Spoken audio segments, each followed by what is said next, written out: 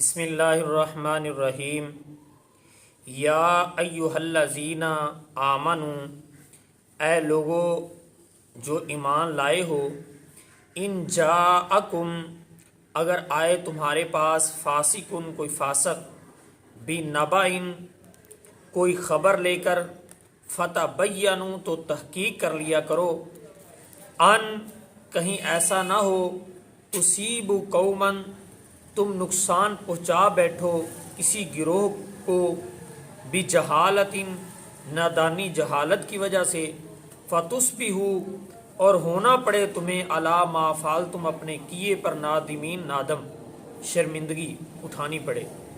یہ قرآن کی ایسی بابرکت آیت ہے سورۃ الحجرات کی کہ اصلاح معاشرہ کے لیے اللہ رب العزت نے بہت پیاری بات فرمائی۔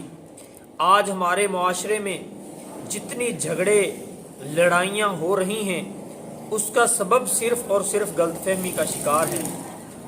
بیسیوں سالوں کی محبت، پیار، دوستوں کی آپس میں جو ہے جدائی ڈال دیتی ہے غلط فہمی۔ گھروں کے گھر برباد ہو گئے، گھروں میں لڑائیاں، جھگڑے۔ اس کی وجہ یہ ہے کہ ہم لوگ تحقیق نہیں کرتے۔ اللہ رب العزت فرماتے ہیں، جب تمہارے پاس کوئی انسان کسی کی خبر لے کے آئے اور اس کے بارے غلط باتیں کہے، تو فرمایا کہ فوراً اس کی تصدیق کرو اور اس انسان کے پاس جاؤ جس کے بارے میں وہ بات کر رہا ہے۔ کہیں یہ نہ ہو اس انسان میں، اس قوم میں ایسے جو ہے گناہ موجود نہیں ہیں، تم اپنی زبان سے ایسے جملے بول دو جس کی وجہ سے بعد میں تمہیں شرمندگی اٹھانا پڑے۔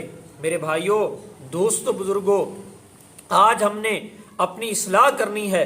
گھروں کے گھر برباد، بھائی بھائی آپس میں ناراض، مسلمان بھائی آپس میں ناراض۔ اللہ اکبر کبیرہ۔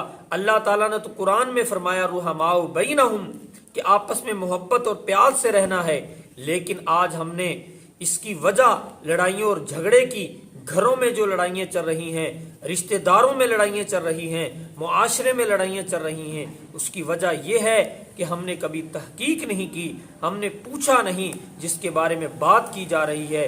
اس لیے لوگوں، اپنے دامن کو بچائیے اور اس قرآن کی آیت کو خود بھی سنو اور اس کو آگے بھی پہنچاؤ۔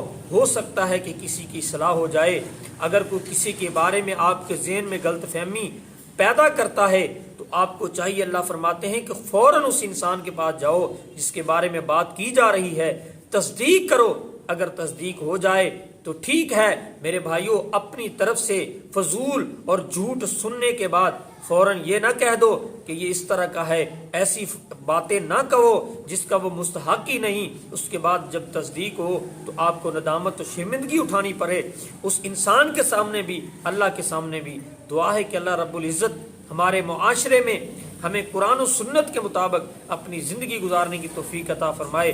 یہ ایسی قرآن کی آیت ہے، اگر ہم اس کے مطابق زندگی گزاریں گے، اس کو آگے شیئر بھی کریں گے اور اس کے مطابق ہم عمل کریں گے، انشاءاللہ سب غلط فہمیاں، خرافات، سب لڑائیاں جھگڑے انشاءاللہ دور ہو جائیں گے۔ اللہ ہمیں عمل کی توفیق عطا فرمائے۔ آمین وما توفیق اللہ۔